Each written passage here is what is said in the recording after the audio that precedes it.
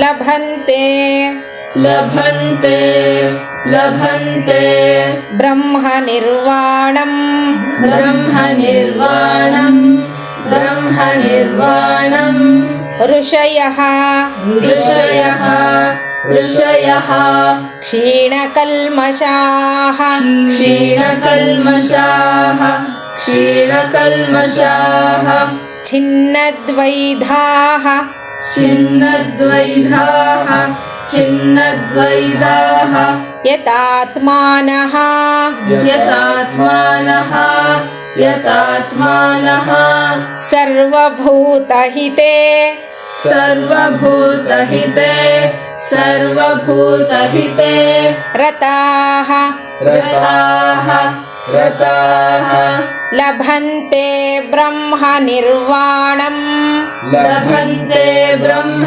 ನಿರ್ವಾಣಂ ಲಭಂತೆ ಬ್ರಹ್ಮ ನಿರ್ವಾಣಂ ಋಷಯಃ ಕ್ಷೀಣಕಲ್ಮಷಾಃ ಋಷಯಃ ಕ್ಷೀಣಕಲ್ಮಷಾಃ ಋಷಯಃ ಕ್ಷೀಣಕಲ್ಮಷಾಃ ಛಿನ್ನದ್ವೈಧಾಯತಾತ್ಮಾನಃ ಛಿನ್ನದ್ವೈಧಾಯತಾತ್ಮಾನಃ ಛಿನ್ನದ್ವೈಧಾಯತಾತ್ಮಾನಃ ಸರ್ವಭೂತಹಿತೆ ರತಾಃ ಸರ್ವಭೂತಹಿತೆ ರತಾಃ ಸರ್ವಭೂತಹಿತೆ ರತಾಃ ಲಭಂತೆ ಬ್ರಹ್ಮ ನಿರ್ವಾಣಂ ಋಷಯಃ ಕ್ಷೀಣಕಲ್ಮಷಾಃ ಲಭಂತೆ ಬ್ರಹ್ಮ ನಿರ್ವಾಣಂ ಋಷಯಃ ಕ್ಷೀಣಕಲ್ಮಷಾಃ ಲಭಂತೆ ಬ್ರಹ್ಮ ನಿರ್ವಾಣಂ ಋಷಯಃ ಕ್ಷೀಣಕಲ್ಮಷಾಃ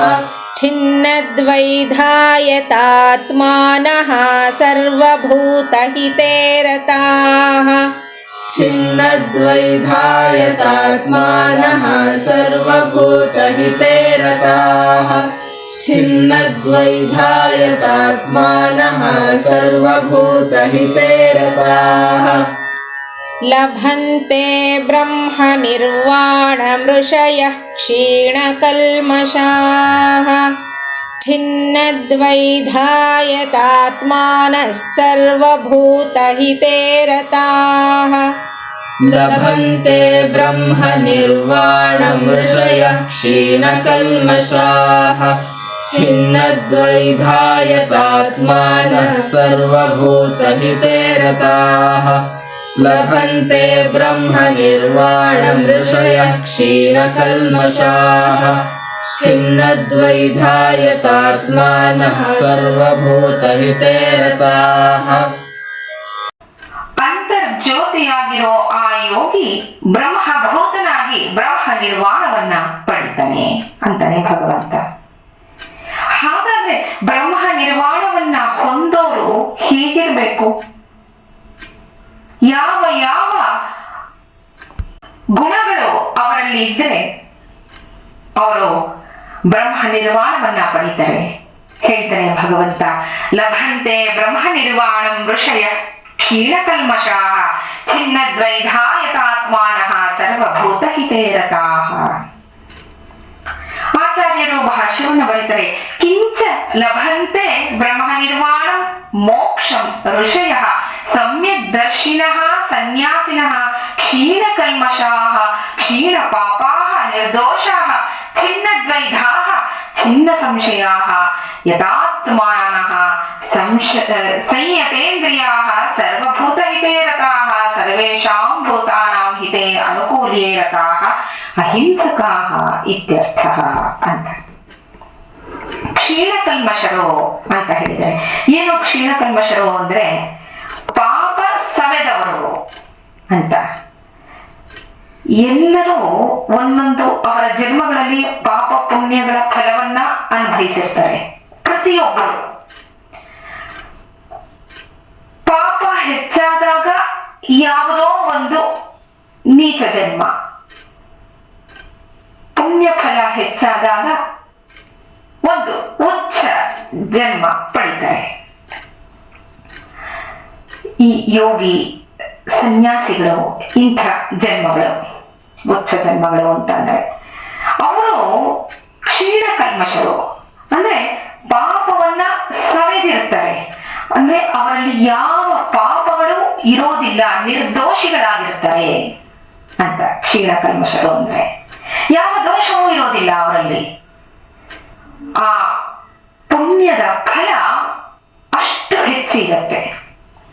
ಇನ್ನು ಚಿನ್ನದ್ವೈಧರು ಅಂದ್ರೆ ಸಂಶಯಗಳನ್ನೆಲ್ಲ ಕತ್ತರಿಸಿಕೊಂಡವರು ಅಂತ. ನಾನು ಈ ಕೆಲಸವನ್ನ, ಈ ಕಾರ್ಯವನ್ನ ಮಾಡಿದ್ರೆ ಇದನ್ನ ನಾನು ಪಡ್ಕೋತೀನ, ನಾನು ಈ ಶ್ಲೋಕವನ್ನ ಹೇಳಿದ್ರೆ ಭಗವಂತನನ್ನ ನಾನು ಮೆಚ್ಚಿಸ್ತೀನ, ನಾನು ಈ ಕಾರ್ಯವನ್ನ ಮಾಡಿದ್ರೆ ನನಗೆ ಮೋಕ್ಷ ಸಿಗತ್ತಾ, ಈ ರೀತಿಯಾದ ಸಂಶಯಗಳು. ಇನ್ನು ಎಷ್ಟೊಂದು ಸಂಶಯಗಳಿಗೇನೋ ಸಾಗರೋಪಾದಿಲಿ ಇರುತ್ತೆ. ಯಥಾತ್ಮರು ಅಂತ ಹೇಳಿದ್ದಾನೆ. ಯಥಾತ್ಮರು ಅಂದ್ರೆ ಇಂದ್ರಿಯಗಳನ್ನ ಬಿಗಿ ಹಿಡ್ಕೊಂಡವರು ಅಂತ. ಇಂದ್ರಿಯಗಳನ್ನ ಬಿಗಿ ಹಿಡ್ಕೊಂಡವರಾಗಿ ಸರ್ವಭೂತ ಹಿತದಲ್ಲಿ ನಿರತರಾಗಿರೋರು ಅಂತ. ಎಲ್ಲ ಪ್ರಾಣಿಗಳನ್ನು ಒಂದೇ ಸಮ ನೋಡೋದು, ಎಲ್ಲರಲ್ಲೂ ಈಶ್ವರನನ್ನ ಕಾಣೋದು, ಎಲ್ಲ ಪ್ರಾಣಿಗಳಿಗೂ ಅನುಕೂಲವಾಗೋ ಹಾಗೆ ಇದ್ದು ಆ ಕಾರ್ಯದಲ್ಲಿ ನಿರತರಾಗಿರೋರು ಅಹಿಂಸಕರು ಅಂತಾನೆ ಭಗವಂತ. ಇವರುಗಳನ್ನ ಅಹಿಂಸಕರು ಅಂತ ಅರ್ಥ. ಇಂಥ ಋಷಿಗಳು ನಿಜವನ್ನ ಕಂಡುಕೊಂಡಿರ್ತಾರೆ. ಇವರು ಬ್ರಹ್ಮ ನಿರ್ವಾಣವನ್ನ ಅಂದ್ರೆ ಮೋಕ್ಷವನ್ನ ಪಡಿತಾರೆ. ಯಾರ್ಯಾರು ಕ್ಷೀಣ ಕಲ್ಮಶರು ಅಂದ್ರೆ ಪಾಪವನ್ನ ಸವೆದಿರೋರು, ನಿರ್ದೋಷಿಗಳು. ಚಿನ್ನದ್ವೈಧರು ಅಂದ್ರೆ ಸಂಶಯಗಳನ್ನ ಕತ್ತರಿಸಿಕೊಂಡಿರೋರು. ಯಥಾತ್ಮರು ಅಂದ್ರೆ ಇಂದ್ರಿಯಗಳನ್ನ ಬಿಗಿ ಹಿಡ್ಕೊಂಡು ಸರ್ವಭೂತಗಳಲ್ಲಿ ಹಿತವನ್ನ ಬಯಸೋರು. ಇವರು ಇಂತಹ ಋಷಿಗಳು ನಿಜವನ್ನ ಕಂಡುಕೊಂಡಿರ್ತಾರೆ ಅಂದ್ರೆ ಎಲ್ಲರನ್ನೂ ಭಗವಂತನನ್ನ ನೋಡ್ತಾರೆ.